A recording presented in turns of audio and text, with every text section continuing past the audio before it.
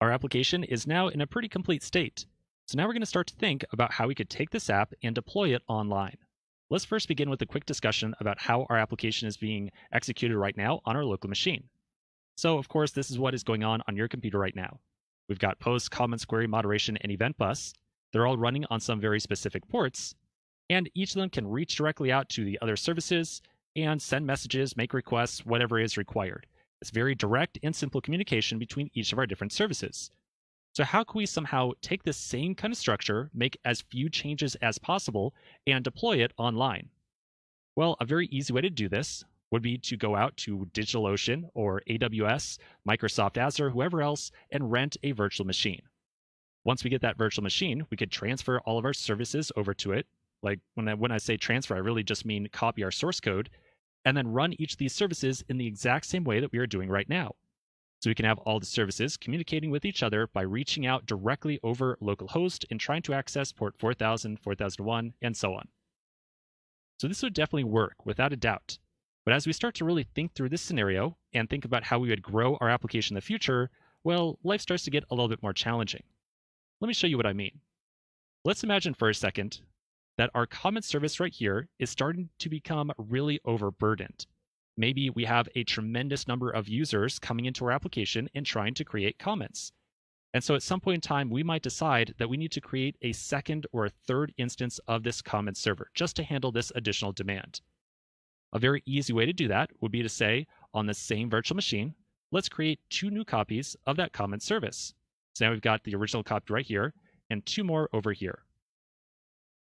Whenever someone tries to create a comment, we can then load balance between these three different services. When I say load balance, I essentially mean just randomize which server their incoming request goes to. Now, there's a couple of challenges with this approach. First off, these additional copies of the comment service would have to be allocated some new port on this machine. So maybe we would have port 4006 and 4007 right there. That's relevant because remember, our event bus needs to know the exact IP address and port of all the different services that it's going to send events to.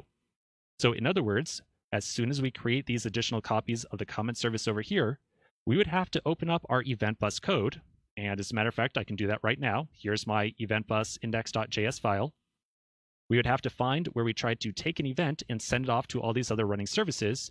And we would have to add in two additional lines right here. Something like maybe 4006 and 7, like so. So if we follow this approach, then we're going to start to couple or very directly tie the number of services that we are running with the actual implementation of our code. If we ever decide to increase or decrease the number of comment servers running at any given time, we are going to have to make a change to our event bus code and deploy that change as well. And I bet, as you can imagine, that would probably not be too great.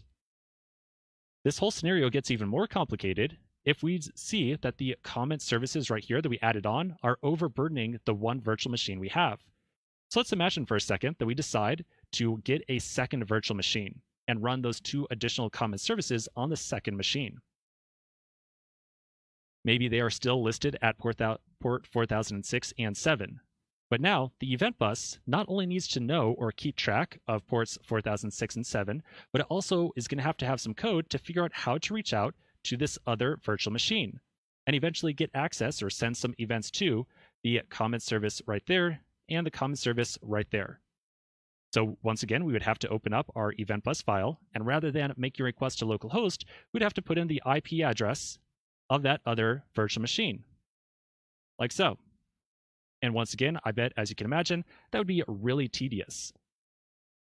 Finally, let's imagine a scenario, just one more scenario here very quickly. Let's imagine for a second that our website is very popular at just certain times of the day. So maybe at 10 a.m. in the morning, a lot of people come to our website and they start to create comments. And so at 10 a.m. in the morning, we would want to have these additional copies of the comment service running. But then maybe at 1 a.m. in the morning, like at the dead of night, maybe nobody is coming to our application.